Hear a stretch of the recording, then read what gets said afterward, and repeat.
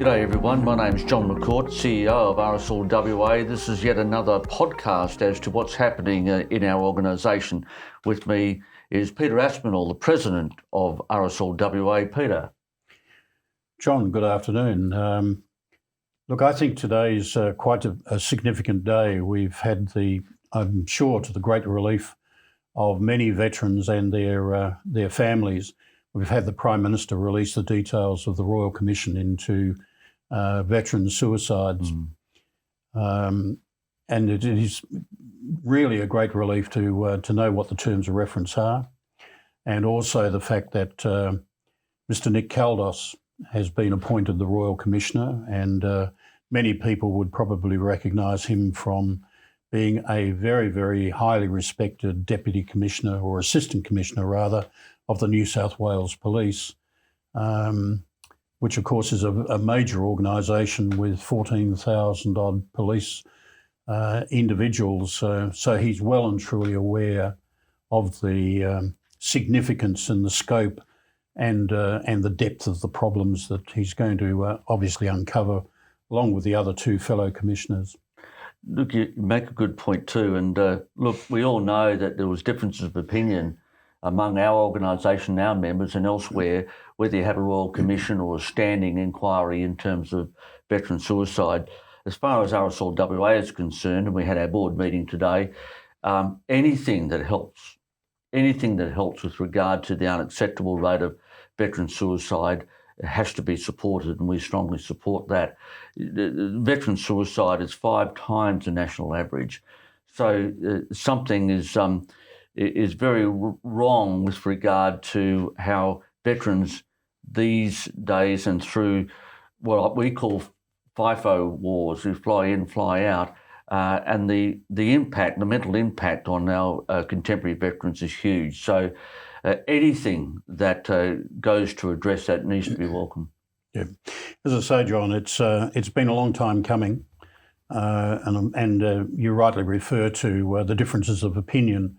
And there's no denying that the RSL was in favour of the National Commissioner, but also made the point that should a Royal Commission be appointed, then obviously we would give it the absolute support that such an initiative deserves. No, it's a great outcome. And another matter that's on the agenda is how we actually elect our board.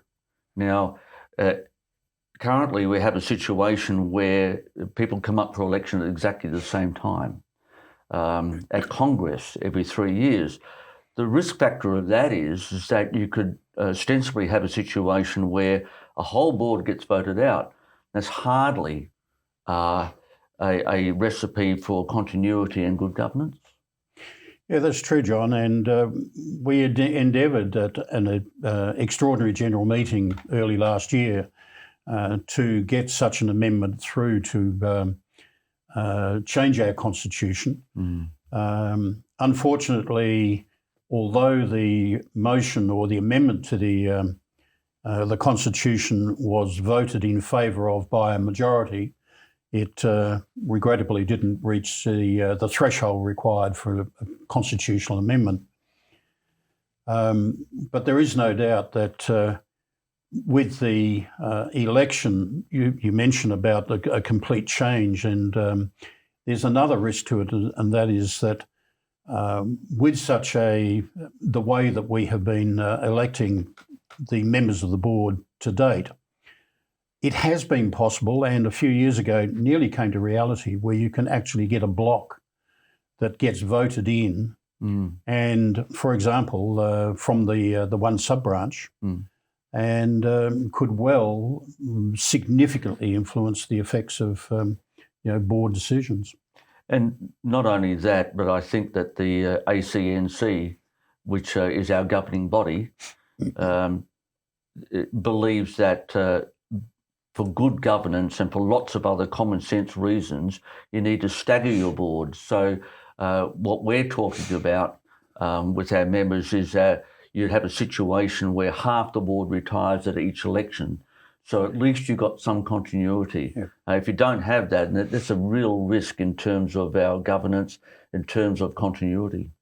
Yes, so the intention is to present to the 2022 Congress a proposed amendment which will create a stagger by extending the term of a number of the board members beyond their normal 3-year to actually then allow for the change to come into effect as of the 2023 Congress. Cool. And talking about amendments, what the board did only very recently is look at amending the bylaws of the Constitution to bring into effect something that actually the Joondalup City RSL sub-branch raised at Congress, and we followed that up with amending the bylaw, is that there was certain terminology with regard to who we can look after and how that was actually misrepresented for no one's fault in the bylaws, which it actually didn't mix with the actual wording of our Constitution. So, and rather than saying looking after those veterans and their partners and spouse or dependents, it got quite clumsy. So we've actually turned that around and said what the actual objects of RSLWA is, and if you're a serving or ex-service member of the ADF and your dependents, well, then you're covered.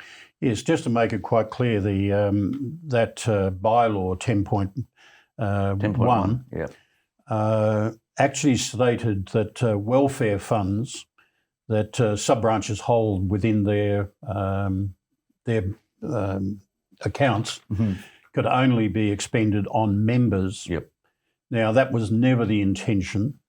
Some sub-branches interpreted that strictly in accordance with the words that we used, whereas other sub-branches did use a degree of latitude and allow the welfare funds to be expended for veterans, whether they're members or not, and obviously on their families. And that's what Congress is all about too. It's a very good pickup by the sub-branch, and now we've actually enshrined that. So it's much simpler. Everyone knows exactly who's covered and who's not. Yeah. And that is as of today. As of today. Thanks for that. Thanks, Peter. That's it for our latest podcast. Thanks for tuning in. We'll be back in another month with another podcast. Thank you very much.